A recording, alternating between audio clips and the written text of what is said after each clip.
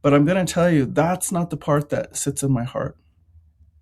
The part that's sitting in my heart most is, from where are these people moving? From where in their heart are they moving? From where in their spirit are they moving? What is the nature of their thoughts as they're beginning to step out, the few human beings who are going to step and begin the next world? Imagine. And so, you know, I want to know I guess what their principles are that they're moving from, or maybe we could even say their ethic. What is their guiding framework for stepping out that way?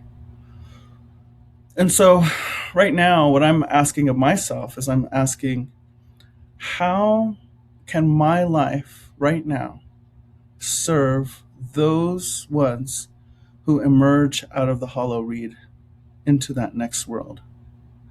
How can my life serve to put them in the very best possible position to move into that next world?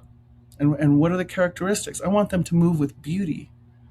In my culture, in Diné way, we say that we come from original beauty. We don't feel like we come from original sin. We come from original beauty. That is the baseline of this Mother Earth way, and really, I guess we could say, a benevolent cosmos. And so, how, after such a radical shift, how are they going to move in a beauty way? And how can my life here, as I sit here right now, and part of why I'm speaking to you right now has to do with this, how can I contribute to them? And so, I really feel like what I want for those ones who want to move in a way that does uphold the honor of being human being. And let's just pause there for a minute. So, what does that mean, to uphold the honor of being human being? At this time, there are people, I say we have low self esteem as a species. People say, oh, human beings, we're just destroyers, and worse. We're destroyers, and we just destroy everything we touch. But not so. That actually, we can point back to a fairly recent, it's been a few thousand years maybe, or hundreds of years in some places, where we can point to where human beings actually augmented the place that they were in.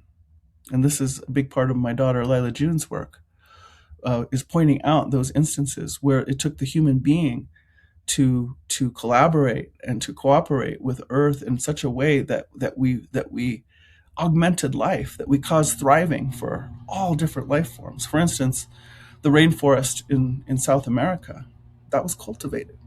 The lungs of the Earth were a human participant collaboration for the life of all.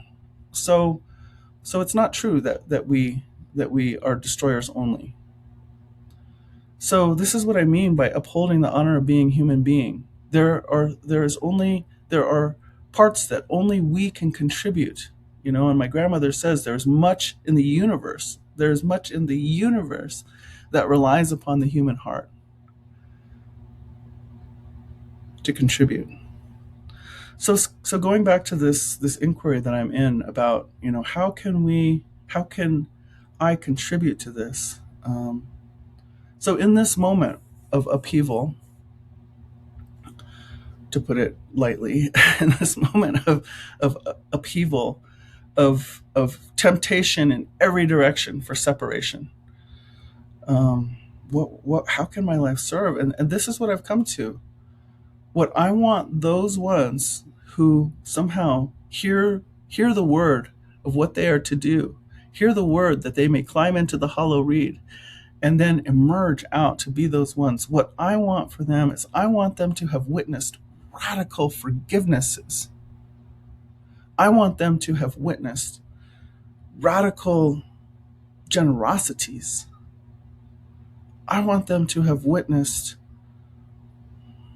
powerful openings of the heart and spirit between people, between human and other life, between human and earth. I want them to have witnessed that. That's what I want them to have in their heart as they step out and move on to what comes next. So I've come up with this equation, if you will,